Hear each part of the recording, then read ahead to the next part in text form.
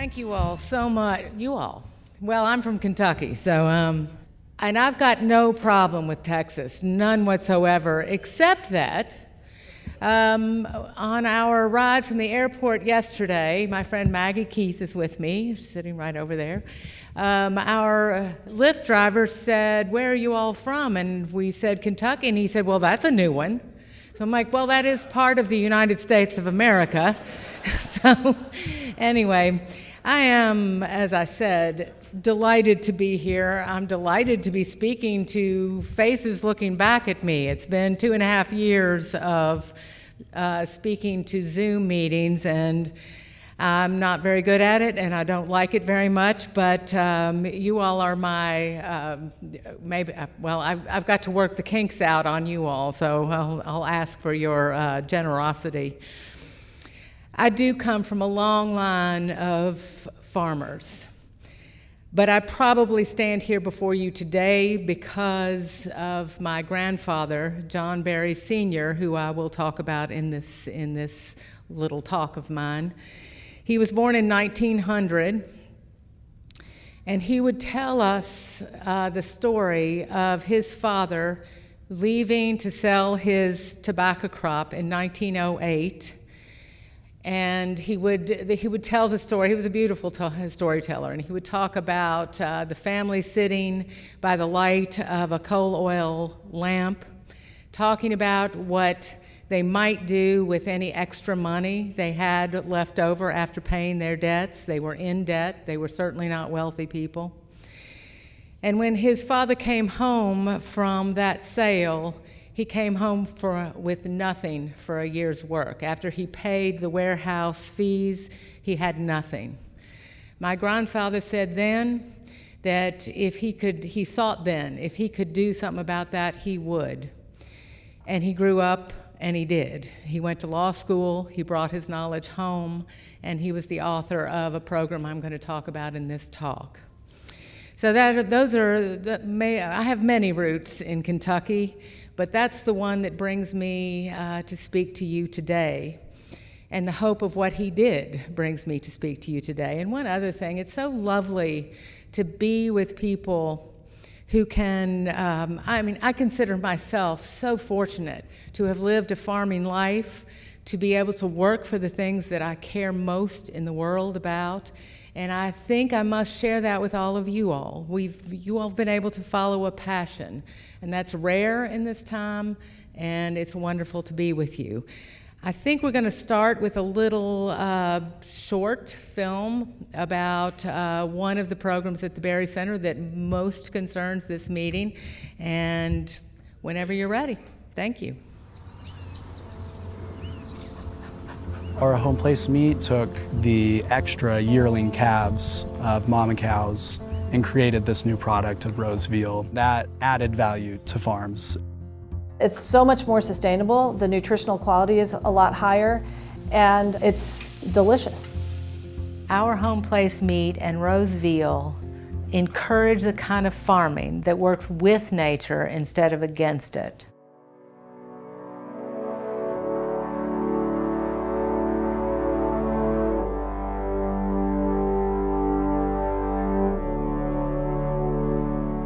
The best of the farming we've got left in Henry County, and really in Kentucky, and maybe in the country, is livestock farming. It's perennial agriculture. Our home place meats is really exciting for us because I think that they understand the challenges that farmers face. A lot of people who have been involved in creating that program have been through that as farmers themselves. We're trying to put back in place at least some of the mechanisms that worked for so long for farmers in this area. Production control, supply management, parity pricing. I think it's a way of looking at farmers that values them. They're allowing us to do what we do best, which is to grow the food. The interesting thing about what Home Place is doing is keeping all that meat close to home. It's raised on the farm, it's processed down the road, it's cut down the road, and it's sold to restaurants right around it. And the farmer's keeping more of the money. What we're doing needs to be applied to everything farmers produce, but we're a long way from that, so we're starting here.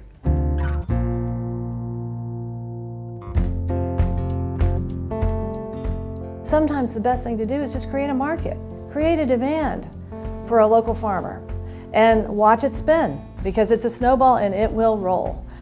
We came up with the idea that we would start with a product called rose veal. It's an animal that's been by its mother's side from day one. It's never seen an ounce of commodity grain.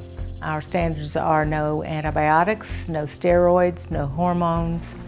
It's being rotationally grazed on grass polyculture pastures that are regenerating soil.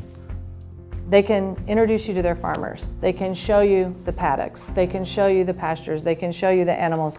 They can show you trackside meat. They can show you the entire process of where's your food coming from. That transparency is vital. We have just completely dislocated ourselves from what it means to have food coming from our own communities. It's time to really demand some answers. Are we going to take care of our land, or are we not? Are we going to take care of country people and the people who understand land use, or are we not? So far the answer has been negative. But my hope is that we're going to change that answer.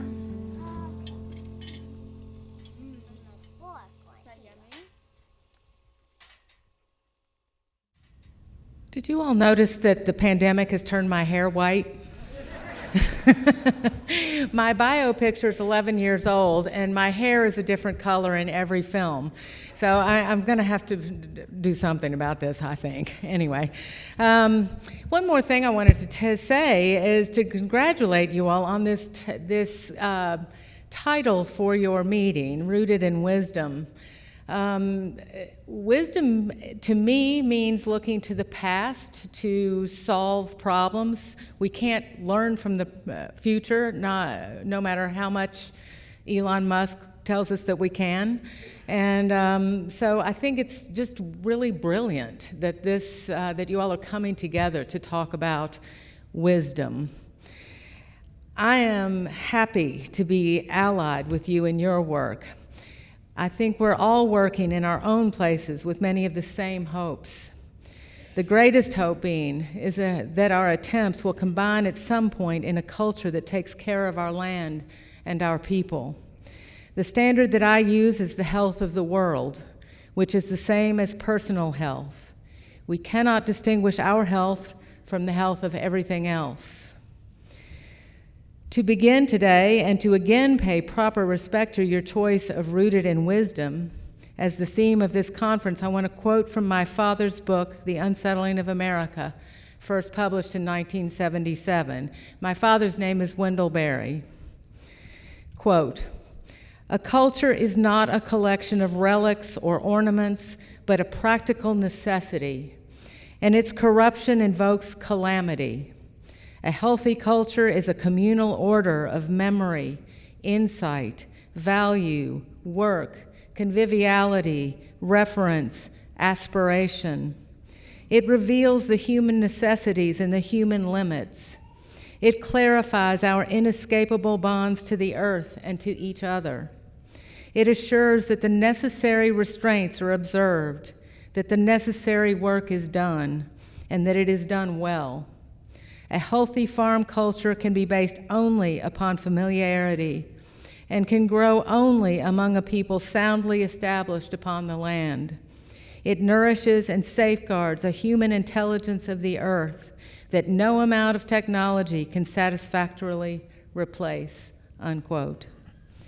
Such cultures were once a strong possibility in this country, and I thank you for keeping that possibility alive. Why have we had such little resistance to the destruction of small farming, rural communities, small businesses? Why are we so divided and so evidently unwilling to talk about root causes? Why do we speak only of symptoms? Why has so much been taken apart that never should have been? I've tried to lay out some of the causes and how we have worked on the problems at the Berry Center. Maybe the most ruinous divide in our polarized country is the urban-rural divide.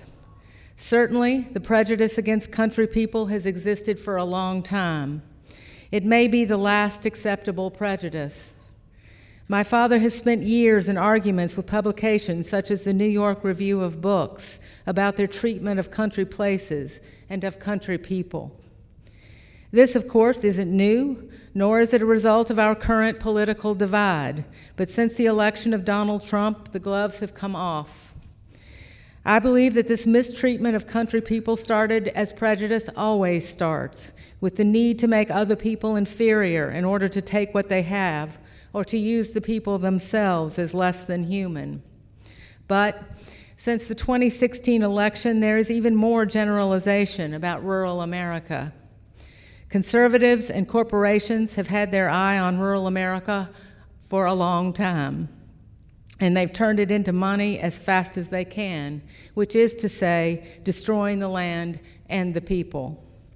The liberals and the Democrats have discovered rural America now, a place as foreign to them as it was to Columbus. They don't know anything about it, and they've been condemning it out of hand as if everybody in rural America is a racist, sexist, backward, ignorant person. Of course, we know this isn't true. The problem is that rural America has been a colony. My friend Wes Jackson, founder of the Land Institute in Salina, Kansas, says that we have never settled America. We have colonized it. Maybe no one who has affection for it and is acting in some kind of official capacity has paid any attention to rural America since 1945 or 50. Certainly not since 1952, when Eisenhower's Secretary of Agriculture said to farmers, "Get big or get out." Rural America has been abandoned to corporations and technologies. And now, if they would only look at places like my place, Henry County, Kentucky, and try to learn what's there and the really terrible predicament we're in, they might be able to construct a public policy platform that would give people a real choice. But as long as we are treated as a sacrifice zone and there is little to depend on or hope for, enlightened choice at the ballot box may be too much to ask. What we have on our hands is a cultural problem. We have to think more deeply than we have. We have to use better standards. To use better standards, we must see that the popular emergencies of today cannot be dealt with in isolation. Climate change, varieties of pollution, pandemic, overpopulation, bad health, species extinction, water shortage, breakage of supply chains, and so on, can't be dealt with apart from the less popular emergencies, such as soil erosion or pollution of farmland and waterways by agricultural chemicals, or the destruction of the farm population and rural communities. We can't do better without people who know how to do better. And we have systematically gotten rid of those people because our land and our people must serve the economy.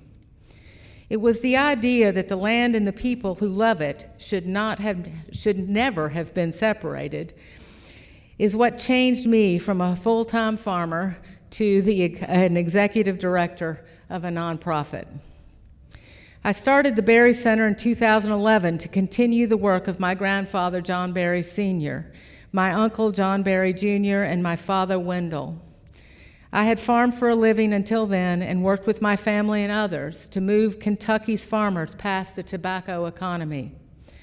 I look back now and remember the meetings we held, beginning in the early 90s, with a good deal of sadness. We held meetings in churches, schools, and on people's farms. Big crowds of farmers came to all of the meetings that I remember. It took some doing to get to the point that we could talk about alternatives to tobacco. It could be compared with the difficulty of talking about the problem of coal. Farmers were scared, and for good reason, but they were interested. My husband, Steve Smith, shared his accounting from the CESA he started in 1990, the first in our state. His books proved that a good living could be made on something other than tobacco, and that began a change in the conversation. He and I were successful entrepreneurial farmers. However, we thought that our work in those days was to keep making farm payments until we would join this local food system that people were talking about. It was my realization that we are no closer to a local food system now than we were then that woke me up. We have had over 40 years of a local food movement, and we have not changed the culture of agriculture in this country. I went to my father in 2009, and with this on my mind, I remember saying to him that the tobacco program that should have been studied had been virtually forgotten, that agricultural education or miseducation needed to change, and so on. He said, "It sounds like you're starting a center," which I had not thought at all about, and so I did.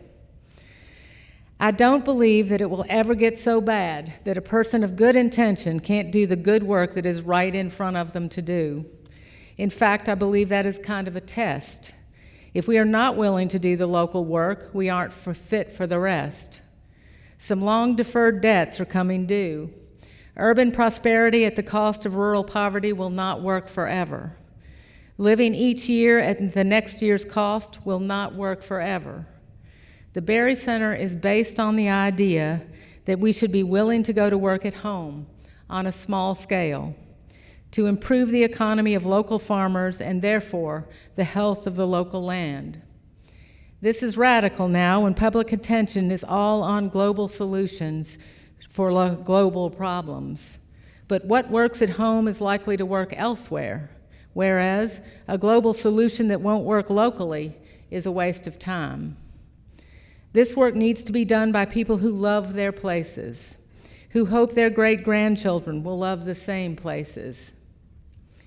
My own place is farm country in north-central Kentucky, where I have lived and farmed all of my life, first by birth and then by choice.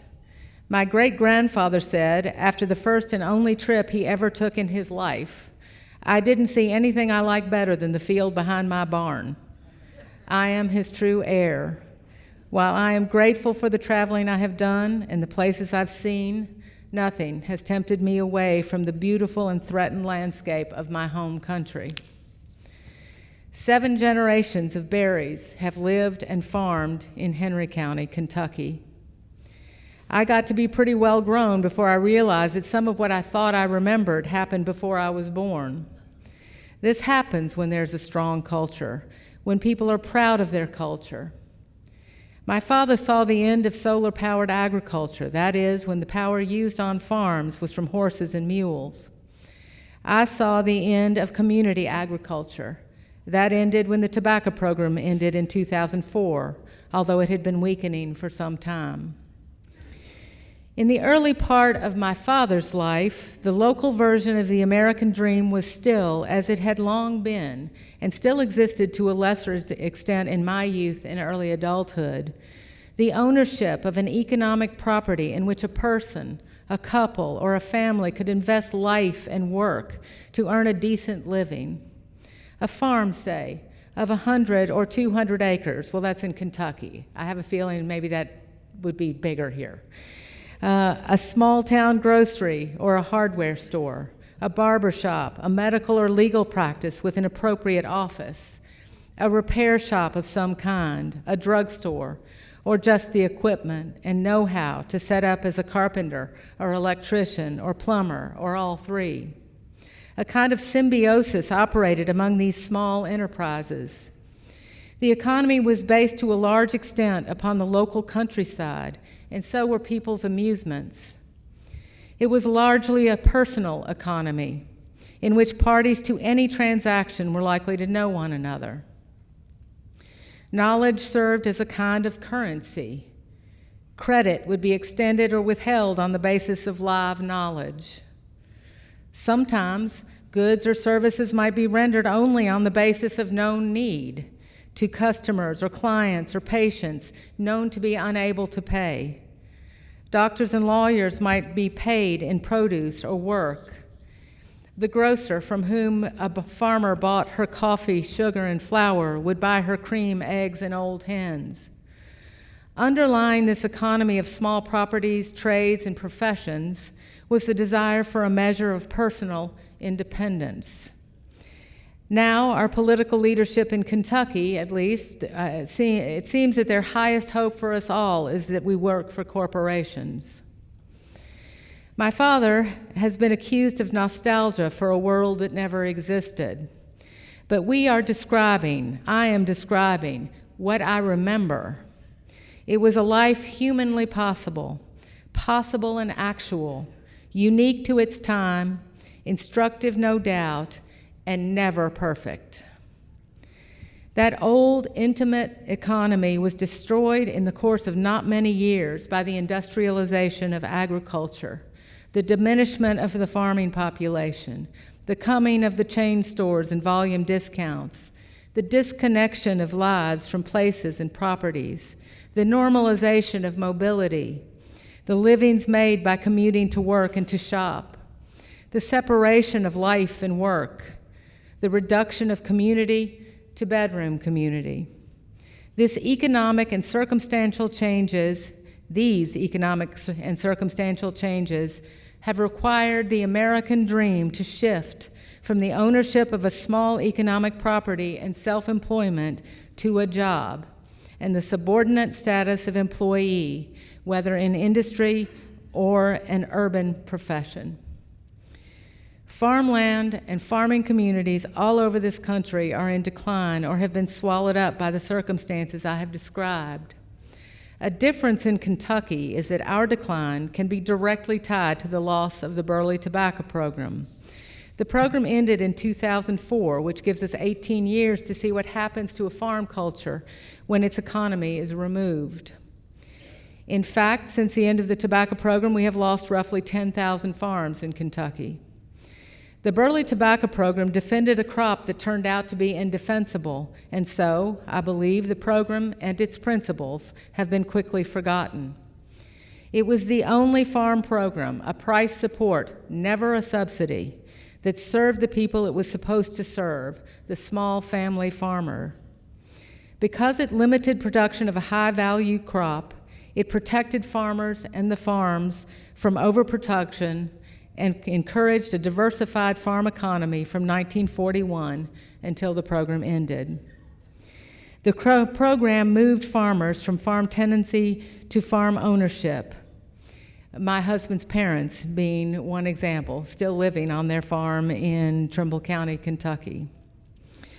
For once and for a while, we had a fairly stable farm population that supported the little towns in our country. We had a farm culture of shared work. Differences in political and social issues didn't matter much when our economy was stable, but now matter absolutely. The community is polarized because we have lost our shared culture. In spite of 40 years or so of a local food movements and our close proximity to urban markets, as I said, we are losing farms and farmers at a terrifying rate. My father says that his father, John Berry Sr., the principal author of the Burley program, did the important work, and he and his brother, John Berry Jr., just took it up. We have now taken it up at the Berry Center. That work was and is to put a sustaining economy under good farming.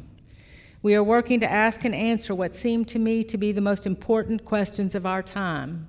How can farmers afford to farm well? How do we become a culture that supports good farming? We have 4 principal programs at the Berry Center that address these questions. We have the Wendell-Berry Farming Program. We must have more farmers. It will be more difficult to build a population of good farmers than it has been to get rid of them. We need to educate young farmers, but how should this be done?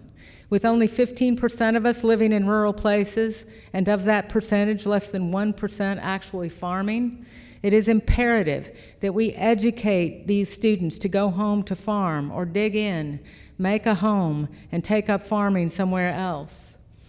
The upward mobility major has put our schools far too much at the service of what we have been calling overconfidently our economy. Education has increasingly been reduced to job training, preparing young people not for responsible adulthood and citizenship, but for expert servitude to the corporations. There has been an ongoing feeble objection to this reduction, but most people have been willing to ignore or tolerate it or even applaud it, despite its obvious dangers. Now, however, the failure of the economy and its subservient institutions have become too obvious to be denied. It seems to me that we have no choice but to do better. After founding the Berry Center in 2011, the first project that we took up was the farming program. We designed an interdisciplinary ecological agriculture curriculum. We heeded my father's call to upend the typical upward mobility major and established a major in homecoming, which, rather than leading students up and away, brings them back to their homes. In the fall of 2013, we launched the pilot program at St. Catherine College in Springfield, Kentucky. After an excellent start there and the graduation of our first students, the college closed in July of 2016. This was not at all our fault. Dr. Leah Bands, the director of the Berry Farming Program, came to work at the Berry Center as a staff person to work on the curriculum while we looked for our next partner. Interest in the program was overwhelming. We heard from 40 or more universities. We were looking for interest and understanding, and we found that understanding at a little school in the Northeast Kingdom of Vermont called Sterling College.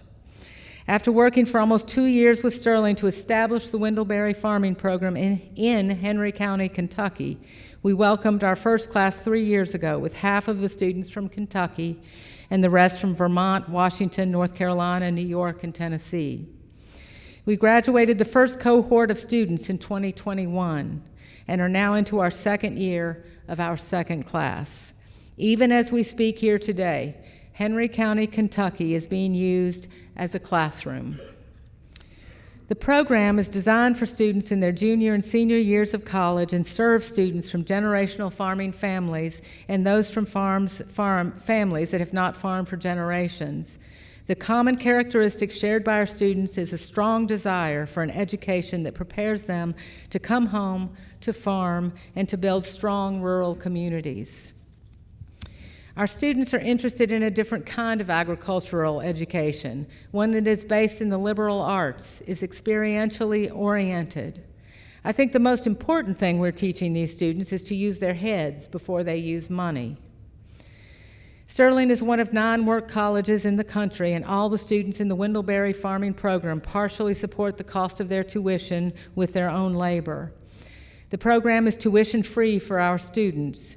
We know that Sterling has had a positive impact on the Northeast Kingdom and Vermont, both educationally and culturally. We believe that the need is clear for something similar to happen in Henry County, Kentucky, and my hope is that someday programs like this exist in farming country all over this country. Our second program, the Agrarian Culture Center and Bookstore, is a program working in our own home place to gather people together who have lost their community when the farm economy was lost. A community once united over generations is now divided. The Culture Center is the birthplace of a rural reading program, the Agrarian Literary League, established in 2016. The program is bringing humanities programming to rural communities, fostering the preservation of local history through conversation and storytelling, strengthening pride and stewardship of place, conserving the unique culture of rural places, and it is working. The first book chosen for the reading program in 2016 was a novel called The Memory of Old Jack, written by my father. Local money was raised so that anyone from our county who wanted a book would have a free copy. 300 people got books and 20 book groups were started and are still going. We just kicked off our 5th year of the reading program last weekend and have thus far given out 400 books. I heard from one participant, speaking of a book written by my father, that the book told her story with respect, and she wasn't used to respect. The archive at the Berry Center is the foundational work of the center. My grandfather, John Berry Sr., a lawyer and farmer, devoted his life to advocating for small farmers in their communities. John Sr. was a meticulous record keeper, and we have all his files and papers of his service to the co-op, the Burley Tobacco Co-op. My father's subject has been the history of the industrialization of agriculture and the possibility of changing the standards by which that history is judged. Our work at the Berry Center is to hold on to the information we need to judge that history. Our home place meat, which you just saw a little video of, is a present-day iteration of the producer's program, which is what the Burley Tobacco Program was called and was. We can't expect that the program, a federal program, can be replicated at this point in our history, but it can be used as a model to protect farmers in the marketplace by carefully matching supply and demand to maintain a parity price. If food is a cultural product, and we believe that it is, then we believe that there is strength in working where a culture of good farming exists and building it. We recognize that the best farming we have left in Kentucky is livestock farming, and started our home place meet in 2017 to encourage the kind of farming that works with nature instead of against it. Regenerative farming, you all probably know this, regenerative farming maximizes crop yields while improving soil health, water resilience, and nutrient density. The idea is to meet farmers where they are, using our home place meat's flagship brand, Rose Veal, as a perfect product for Kentucky's cow-calf producers. Unlike conventional veal, Rose Veal animals are not byproducts of the dairy industry, but are bred for their meat and spend their lives on perennial pastures with their mothers. The descriptor rose comes from the color of the meat developed from a life spent on pasture. We introduced a second product, which you may want to ask me some questions about, in the fall of 2021. It's called Berry Beef, which is sold exclusively to restaurants through the distributor What Chefs Want, a Louisville-based distributing company. This meat comes from cattle that are pasture-raised and are finished with some grain. This adds to the market that we can offer to our farmers. When the distributor came to us with this idea, you might imagine that going forward with this was a difficult decision. What Chefs Want is a well-known company with a reputation of working fairly with farmers. The fact that they came to us with the hope of planning 15 years out made the difference for us. As I often do, I ask my father to meet with our staff and talk through the advantages and disadvantages of this step. He said, "We aren't against corn, we're against the abuse of corn." So far, the program is going well, and it has allowed us to invite 2 more farm families into our program, and we're hoping for 2 more soon. And it's given us some time to build the Rose Veal market. To build a livestock cooperative in Henry County, the Berry Center hired a staff to run the program and gathered good farmers to work and help guide the staff. Over the years, this once quiet and reserved group of farmers are now speaking up because they know their voices are heard and respected. 2 of the most important aspects of this program are the parity prices and production control. Farmers are paid for their expenses and time and while still making a profit. They sign contracts at the beginning of the year, allowing them to know how much money they will make off contracted cattle and limiting the supply that the staff knows they must sell. Because a nonprofit is running this program, our home place meat is not pressured by an immediate need to be profitable in order to survive. The Berry Center is funding the program so that there is time to work out problems and make mistakes without the whole organization falling apart. The program began with 9 farm families and has added 2 so far in 22, and we hope to add a few more at the end of this year. We expect sales to increase 215% over 2021 and to increase again in 23. With these anticipated sales and volume, we will be able to bring in still more farmers. And we believe the day is coming when the program becomes profitable enough to be self-sustaining, which is our goal. For farmers, our home place meat strengthens the farming culture in Henry County and gives them something to be proud of.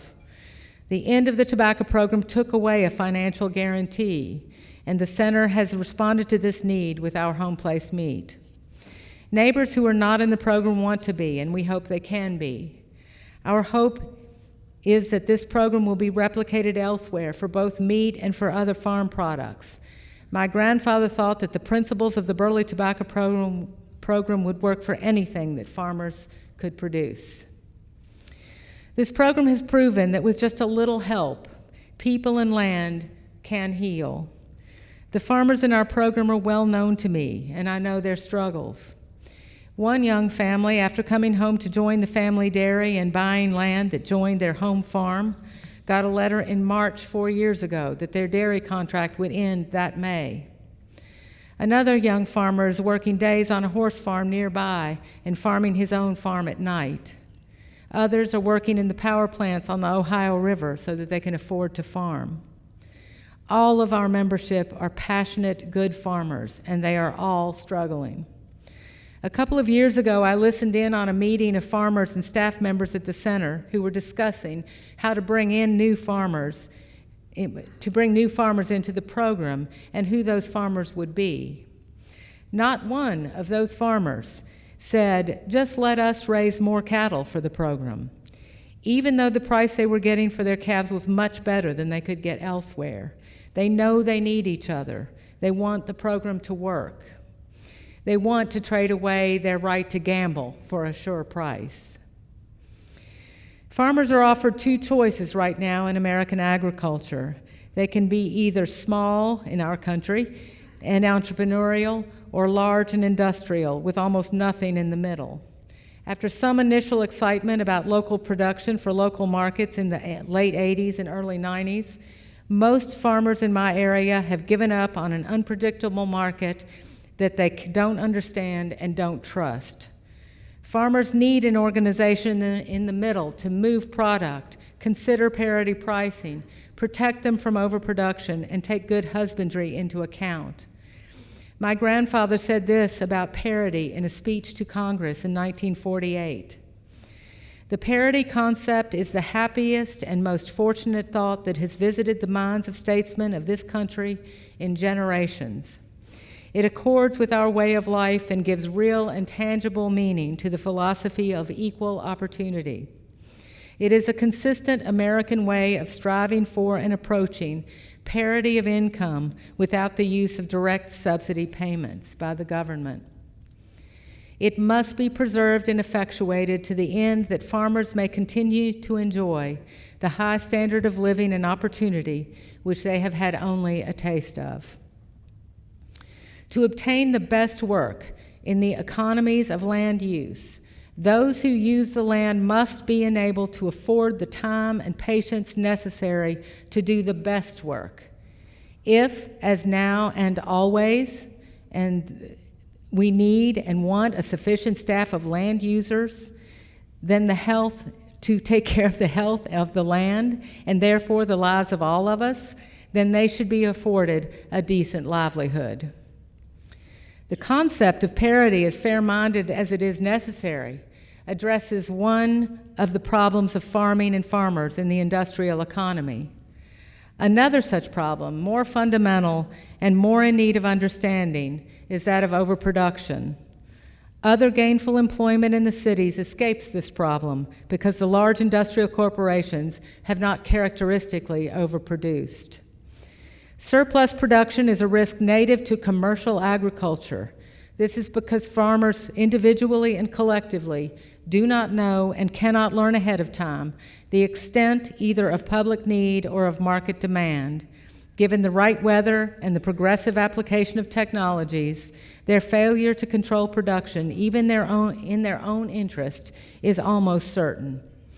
Either because the market is good and they are encouraged, or because the market is bad and they are desperate.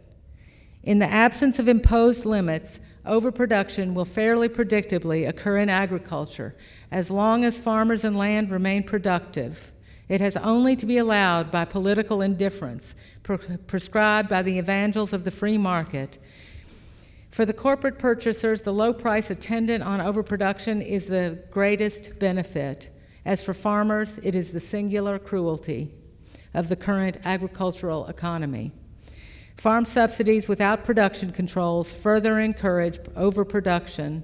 In times of high cost and low prices, such subsidies are paid ultimately and quickly to the corporations. What is left of a generational farm culture is cut off from the information it needs the most. Industrial agriculture, taking most of its information from agri-industrial corporations, is not helping farmers to free themselves from the people who could not care less what happens to them or their communities. The local food movement, coming mostly from urban places, doesn't know much or anything about farming or the lives of farmers. It appears now that we can measure the success of the local food movement by how many people think that the situation for farmers is improving. Neither side of agriculture is working for farmers. My father heard a Kentucky farmer say in a meeting recently, "It's hard to make the right decisions on your farm when you are wondering who will be the next person to live in your house." One of the most ruinous myths that has ever been visited on our countryside is the official doctrine that there are too many farmers. This has never been revoked. It was, in fact, this realization that set my father off, as he says, to write The Unsettling of America. In 1967, it was reported in the Louisville Courier-Journal that President Johnson's Special Commission on Federal Food and Fiber Policies said that the country's biggest farm problem was a surplus of farmers. It was clear to my father then, and it is clear to me now, that the lives and communities of small farmers then still on the land were and are of less value than technological advances in agriculture. As evidence of this persistence of the doctrine of too many farmers, I want to share with you a passage from a letter of October 3rd, 2016, that John Logan Brent, Judge Executive of Henry County, Kentucky, wrote to my father and me. I understand that these are old numbers, but in my notes and things I save, this is succinctly tells the story of the plight our farmers are in. Quote, "I have taken a couple of afternoons to work on the accounting for farming cattle under the current terms. Enclosed, you will find that product based upon a real example, which is our 100-acre farm and its approximately 25 cow herd. The good news is that for a young person wishing to earn a middle to slightly below middle class annual salary of $45,000 farming cattle full-time, he or she only has to have $3,281,000 in capital to get started. If he or she can find 780 acres to rent, he only has to have $551,000 for cows and used equipment. I say this is the good news because the reality is that this was based on weaned calf price of $850 from June of this year. According to today's sales reports, the same calf is now $650 or less. That alone is a prescription for how to get rid of farmers forgetting other adverse agricultural markets. If we agree that food is a cultural product, then we have to think about what has happened to the rural culture. The demand for well-raised local products going up has met the rural culture coming down. There are fewer and fewer of us who can recognize what is happening. It seems to me that our work is to get hold of what is left of the old culture of thrift, husbandry, neighborliness, and to strengthen it, to put an economy around good farming that values it. There are still young people who want to farm, who are the inheritors of the old ways, and who are called to farm. Our work must relate specifically to a particular farmer on a particular farm. What will work well for him or her, for this farm, and for this community. I have lived long enough now to remember many terms for the kind of agriculture and culture I'm talking about. Sustainable agriculture being the most overused and regenerative agriculture being the newest that I know of. I long for the time that we can refer to good farming and have a population of people who know what that means, but we are a long way from there. Until that time, these descriptions are necessary to talk about good land use, with soil health being the desired result. We need a locally based land use programs all over this country.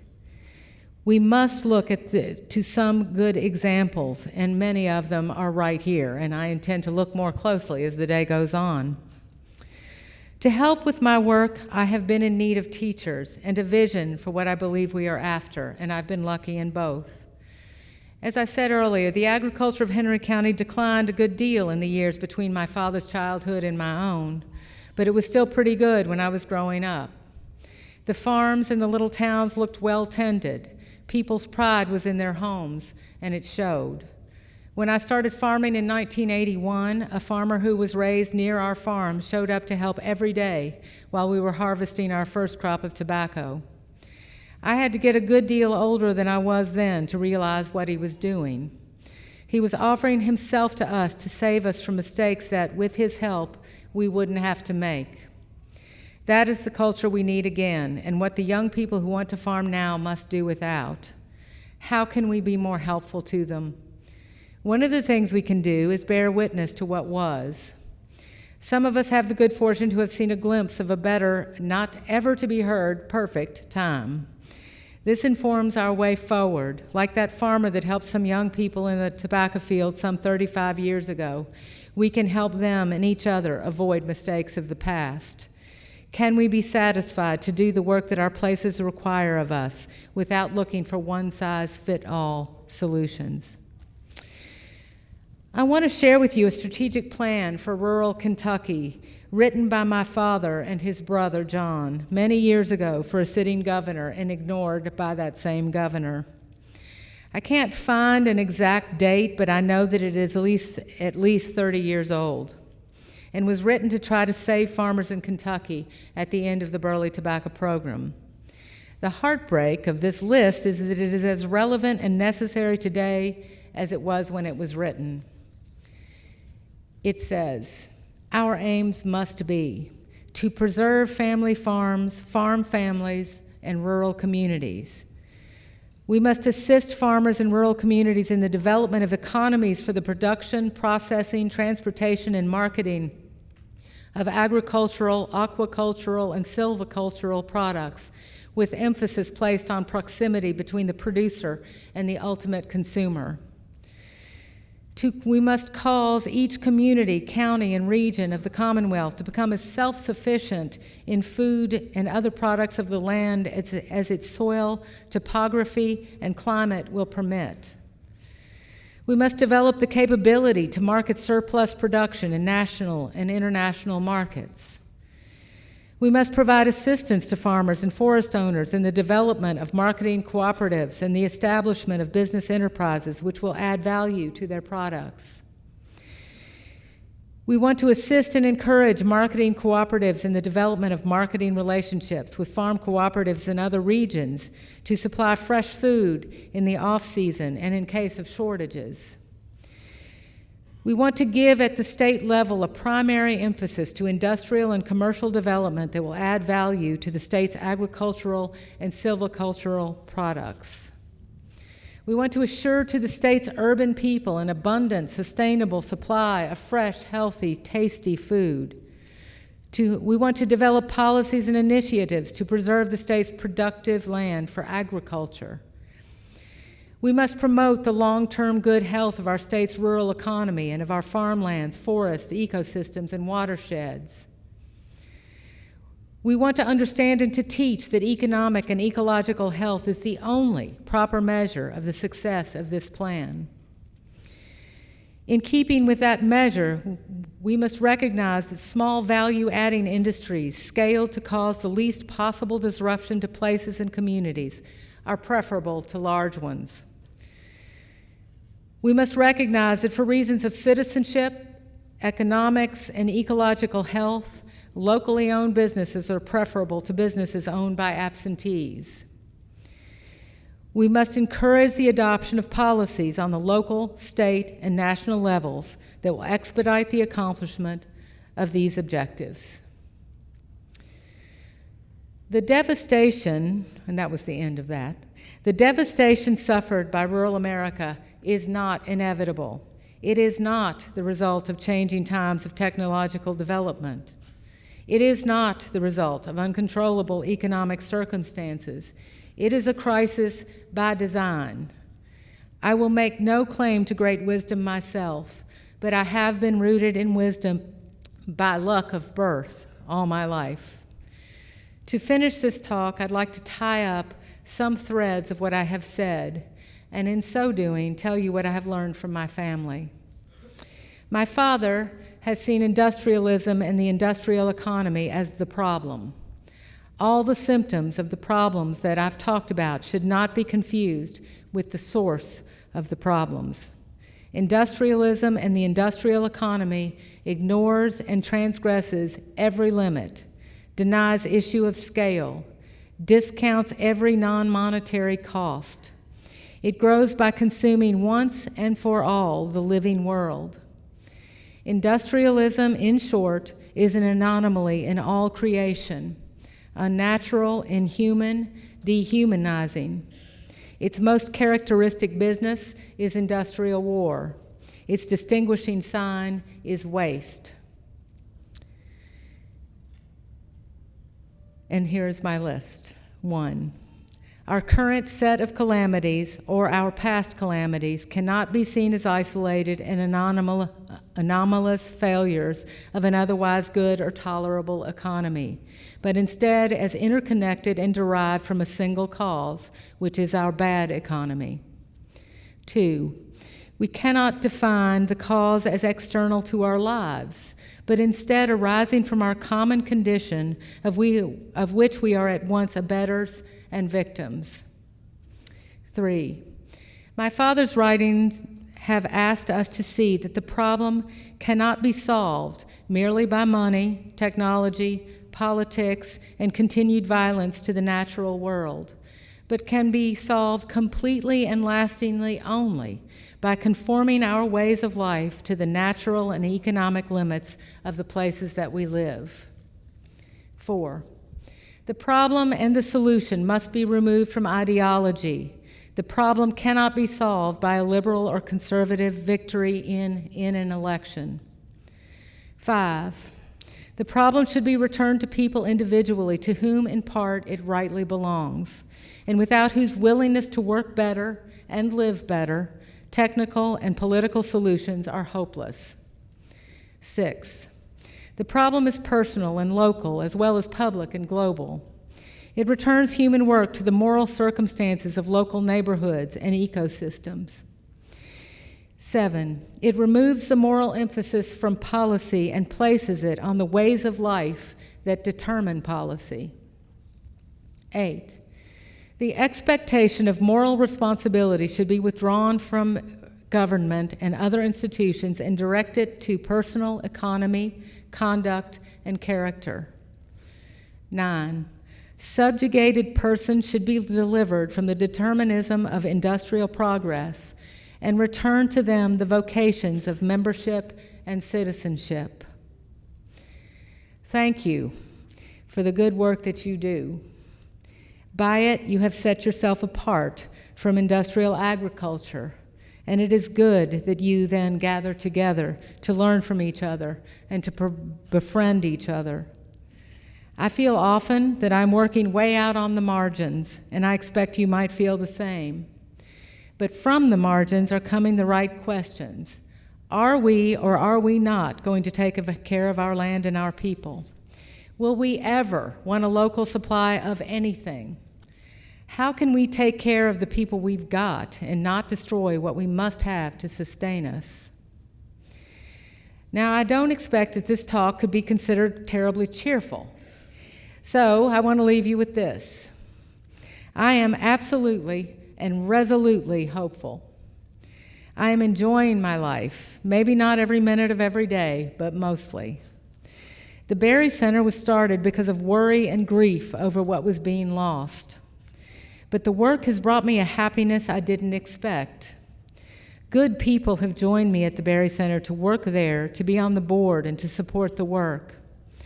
The work itself has made me feel that I have climbed out of the grave that we have been digging for ourselves and have returned to the surface of the earth, to light and to air and the company of friends, such as all of you. And I am ready for whatever the work brings. And I thank you very much for welcoming me here. Thank you.